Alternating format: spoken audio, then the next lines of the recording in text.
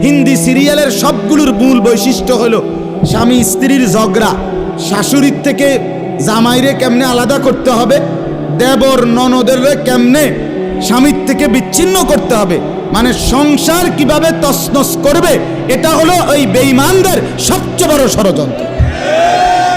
সবগুলোর বৈশিষ্ট্য এটা। মহিলারা এইটা দেখা বিবাহের পরে 6 মাসও একসাথে আর থাকতে চায় না। 6 মাসও না। বেডির সিদ্ধান্ত মরিয়ার বাসি তে বেড়ারে তার বাপ মার থেকে আলাদা করুন। জীবনের সাধনা এটা।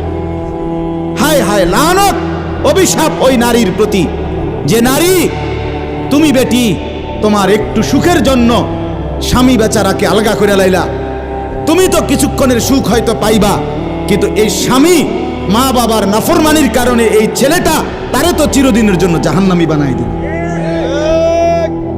মা বাপ যদি কষ্ট পায়, আহাজারি করে, মা বাপের কলিজার মধ্যে যদি ব্যথা লাগে, তো এই সন্তান জাহান্নামী হবে না?